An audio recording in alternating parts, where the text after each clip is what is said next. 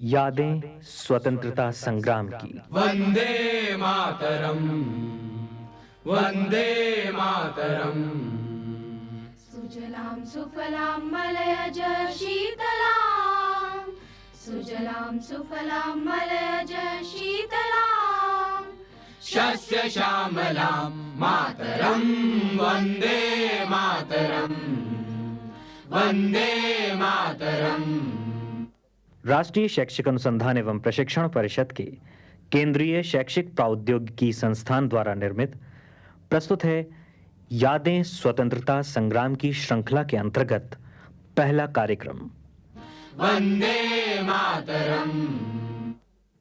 पहला कार्यक्रम है गुलामी की जकड़ती जंजीरें। इस कार्यक्रम का आरंभ हम पंडित जवाहरलाल नेहरू के उन शब्दों से कर रहे हैं जो उन्होंने अपनी पुस्तक डिस्कवरी ऑफ इंडिया में लिखे हैं।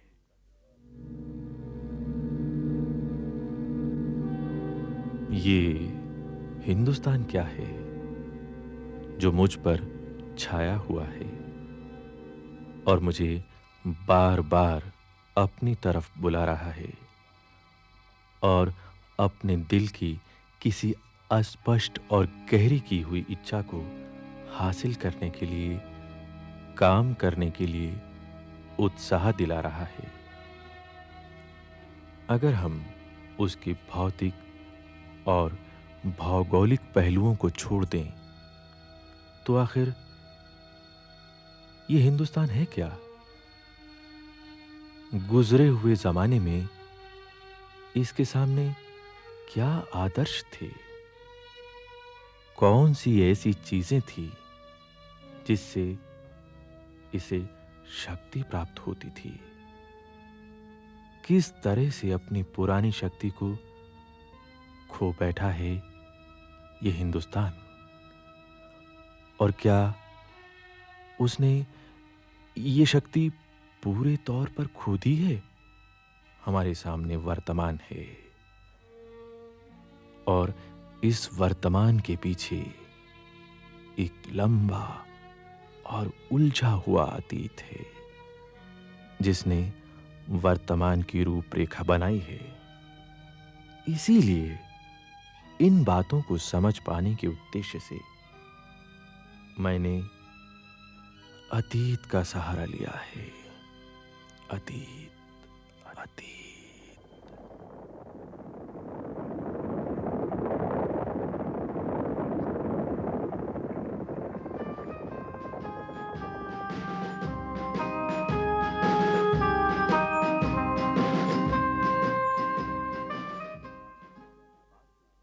16वीं शताब्दी और उसके बाद से यूरोप के अनेक देशों के व्यापारियों के साथ-साथ अंग्रेजों ने भी भारत में व्यापार का सिलसिला कायम किया।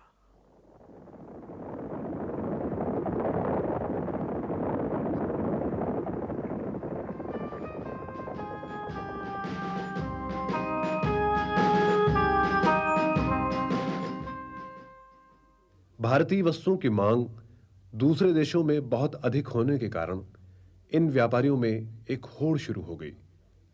उनकी लालसा और आकांक्षा बहुत बढ़ चुकी थी।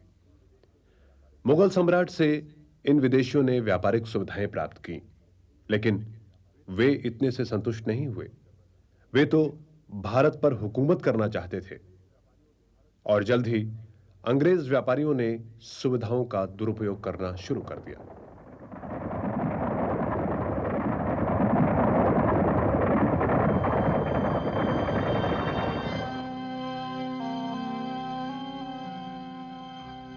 सन 1757 बंगाल के नवाब सिराजुद्दौला का दरबार।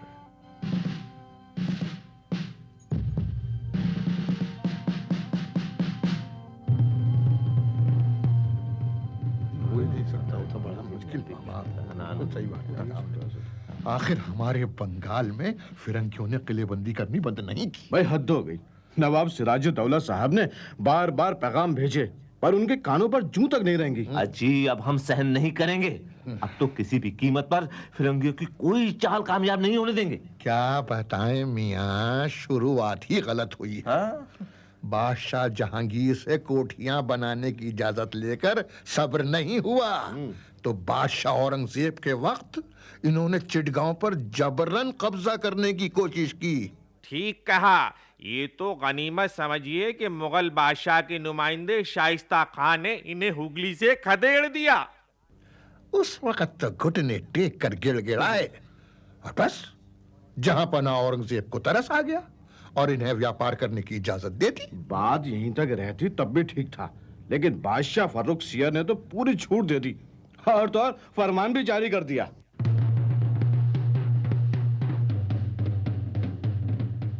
बादशाह परवरदिगार जहां पनाह शहनशाह आलम फर्रुखसियर के हुक्म से ईस्ट इंडिया कंपनी के व्यापारी अपने माल को हिंदुस्तान में बिना चुंगी दिए हुए एक जगह से दूसरी जगह ले जा सकते हैं।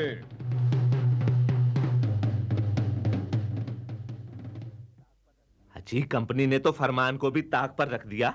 हद है, अब तो ये कर भी नहीं देते निजी व्यापार पर। उनकी नीयत में तो शुरू से ही खोट थी मियां। व्यापार करना तो सिर्फ बहाना था।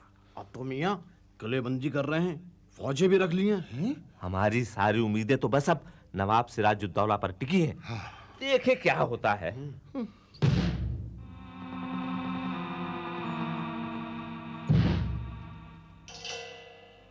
ईस्ट इंडिया कंपनी अपने खतरनाक मंसूबों से बाज नहीं आ रही थी। वो सिराजुद्दौला की खिलाफत करने वालों को भी शह देने लगी थी। नवाब के सामने एक ही रास्ता था और वो था जंग का।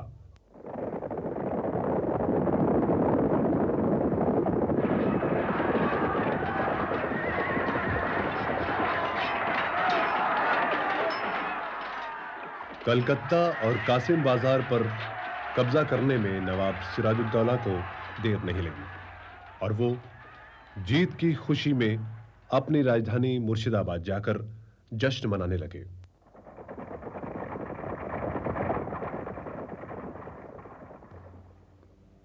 पर यह कब्जा ज्यादा दिन तक नहीं टिक सका। जल्द ही क्लाइव मद्रास से फौजें लेकर पहुंचा और एक बार फिर कलकत्ता पर कब्जा जमा लिया।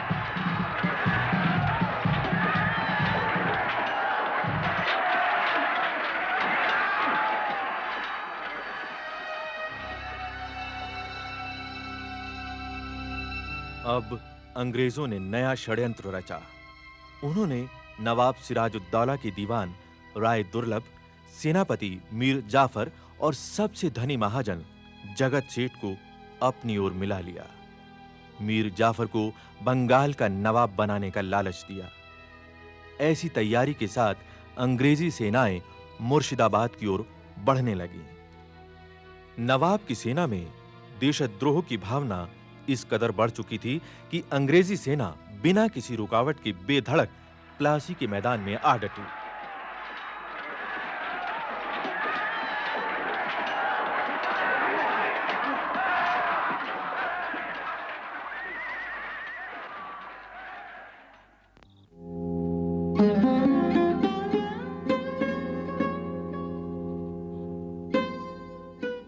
हुजूर, हुजूर, हुजूर गजब हो गया।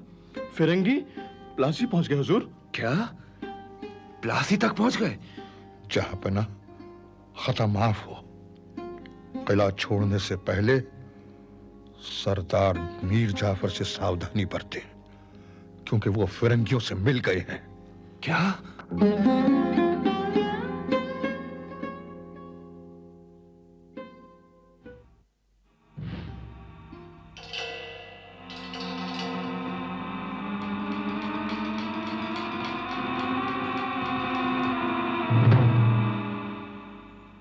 मीर जाफर,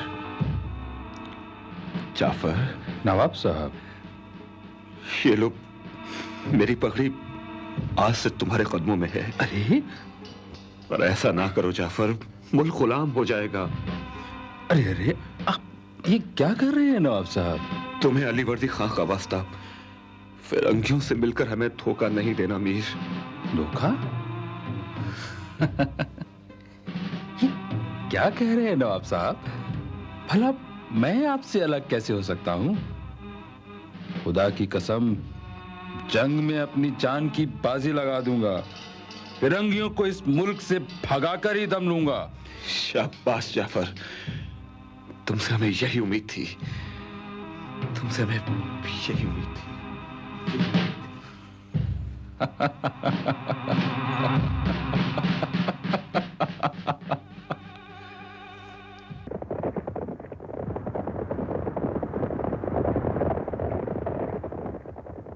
बहादुरों, जिस फौज में फ्रांसीसी सिनफ्रे, मोहनलाल और मीर मदन जैसे बहादुर सिपाही हो, वो फौज कभी भी शिकस्त नहीं खा सकती। आगे बढ़ो। अल्लाह अकबर।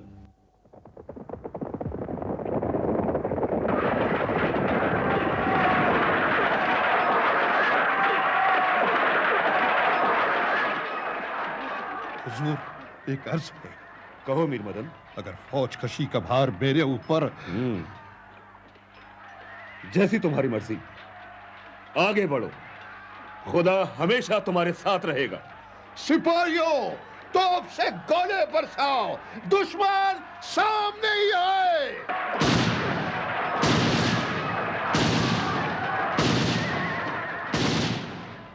मीर मदन बड़ी वीरता से गोली चलाने लगा। इस समय यदि मीर जाफर की सेना आगे बढ़कर अंग्रेजी तोपों को आग लगा देती तो अंग्रेजों के लिए बचना मुश्किल हो जाता, पर ऐसा नहीं हुआ।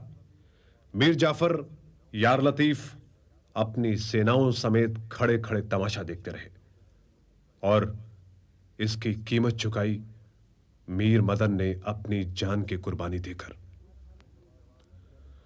इस हालत में नवाब सिराजुद्दौला के सामने मीर जाफर की सलाह मानने के सिवा कोई चारा नहीं था और वो अपने 2000 सैनिकों के साथ मुर्शिदाबाद लौट आए। मीर जाफर की चाल सफल हुई, अंग्रेज जीत गए।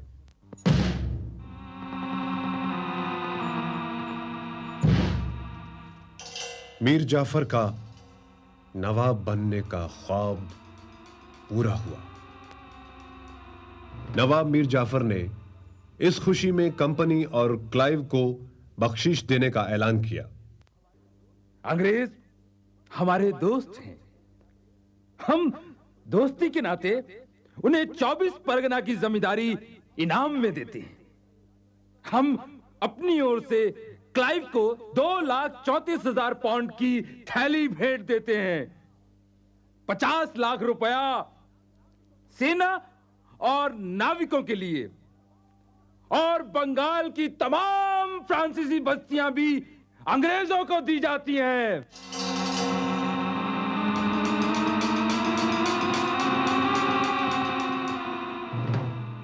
नवाब मीर जाफर अपने पद की रक्षा के लिए अंग्रेजों पर निर्भर था। धीरे धीरे कंपनी ने समस्त शक्ति अपने हाथों में ले ली।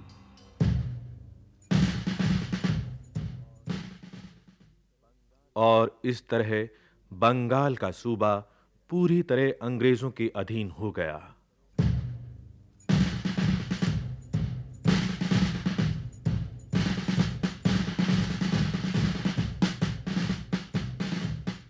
पर मीर जाफर के शासनकाल में बंगाल की स्थिति बिगड़ती ही गई। धन के लोलुप अंग्रेजों को समय पर धन नहीं मिल सका। ओह नो, मीर जाफर बहुत निकम्मा है। मीर कासिम को नवाब बनाओ, वो बहुत काबिल है।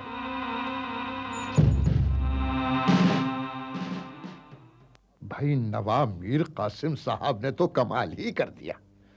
बागी जमींदारों को कुचल के पुरानी शान शौकत कायम कर ली है। फौज भी यूरोपीय तरीके से तैयार की है। कुछ भी हो, ये नवाब साहब अंग्रेजों के सामने नहीं झुकेंगे। देखा नहीं, अपनी राजधानी भी मुर्शिदाबाद से मुंगेर ले आए हैं ताकि अंग्रेजों की दखलंदाजी से दूर रहें। नवाब मीर कासिम ने इतना कुछ करके तब अंग्रेजों की ओर ध्यान दिया। हुजूर माई बाप, कंपनी के आदमी मनमाने दामों पर हमार माल जबरदस्ती खरीदा है और अपना माल ज्यादा दामों पर बेचते हैं। और हुजूर अगर हम वाजिब दाम मांगे हैं तो हमें पीटत है। क्या हमारे सिपाही तुम लोगों के हक को बचाने की कोशिश नहीं करते? हुजूर करते हैं, पर कंपनी के सिपाही उन्हें भी पीटत हैं। नमक, सुपारी, तंबाकू वगैरह बिना चुंगी दिए व्यापार हो रहा है। ये तो बेइंसाफी है, बेईमानी है। ये तो सरासर गलत है, गलत। हमसे वादा खिलाफी, इसे रोकना होगा, रोकना ही होगा। नवाब ने अपनी शिकायतें अंग्रेज गवर्नर वेंसिस्टार्ट के सामने रखीं। वेंसिस्टार्ट स्वयं मुंगेर गया। नवाब से यह समझौता हुआ कि कंपनी के कर्मचारी आंतरिक व्यापार पर चुंगी दें।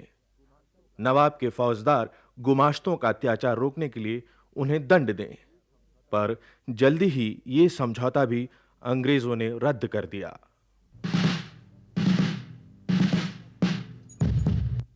तब फिरंगियों से होड़ लेने के लिए नवाब मीर कासिम ने अपने भारतीय व्यापारियों से भी चुंगी लेनी बंद कर दी। पर अंग्रेज कहां भारतीय व्यापारियों को अपने स्तर पर आने देते। इसी वजह से युद्ध हुआ और नवाब पराजित हुए। बंगाल से भागकर नवाब मीर कासिम ने अवध के नवाब और मुगल बादशाह शाह आलम से मदद मांगी। नवाब मीर कासिम को इन दोनों जगहों से मदद मिली। बक्सर में युद्ध हुआ और तीनों संयुक्त सेनाओं को अंग्रेजों ने हरा दिया। दरअसल कंपनी समझ गई थी कि योग्य व्यक्ति कंपनी को अपने अधिकारों का दुरुपयोग नहीं करने देगा।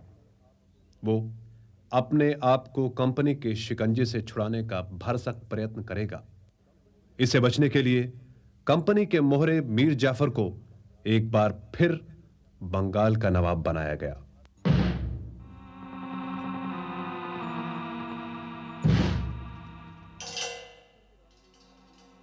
बक्सर की लड़ाई ने भारतीय इतिहास में एक नया मोड़ दिया। पराजित मुगल सम्राट शाह आलम ने इलाहाबाद की संधि द्वारा बंगाल, बिहार और उड़ीसा की दीवानी अंग्रेजों को सौंप दी। कंपनी का सबसे सुनहरा सपना पूरा हुआ। अब अंग्रेज बिना पैसा खर्चे ही भारत का माल अन्य देशों में भेज सकते थे। वे इस माल की कीमत अंग्रेज दीवानी द्वारा प्राप्त धन से चुका सकते थे और इस तरह शुरू हुई भारत की लूट, जिससे बुनकरों, किसानों और मजदूरों का खून चूसा जाने लगा। अंग्रेजों को ना कहने का मतलब था कोड़े, हंटर और जूतों की मार।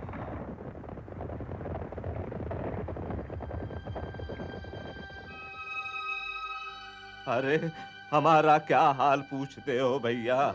हम बुनकर तो मारे गए। हमसे कम दामों पर माल खरीदा जाता है। कई बार लागत से भी कम दाम पर हमें सूद बेचना पड़ता है। भागो चाचा, अरे कंपनी के सिपाही आ रहे हैं। अरे भागो,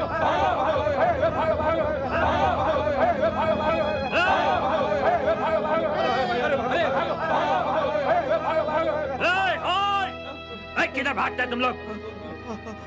साहब, क्या गलती हुई हमसे? Shut up! अरे साहब, अरे साहब, साहब, हमने मालिकों का नमक खाया, उनका काम कैसे छोड़ दे? मारो, मारो! अरे छोड़ दो गरीबों को। माई बाप हम पाँव पड़ते हैं, छोड़ दो नहीं तो मर जाएंगे। बीवी बच्चों वाले हैं, रहम करो वाले। होल्ड!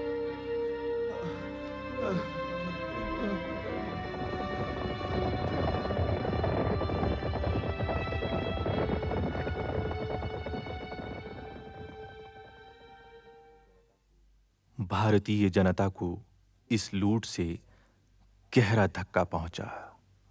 भारत का आर्थिक ढांचा ही बिगड़ गया। इसके बाद अंग्रेजों ने धीरे-धीरे भारत में अपने साम्राज्य का विस्तार किया। इसी उद्देश्य से प्रेरित होकर कंपनी सरकार ने उत्तरी भारत, मैसूर, दक्खन, सिंध और पंजाब पर अपना अधिकार स्थापित किया। दरअसल भारतीय राजाओं की आपसी फूट से अंग्रेजों ने फायदा उठाया और हम गुलामी की जंजीरों में जकड़े गए।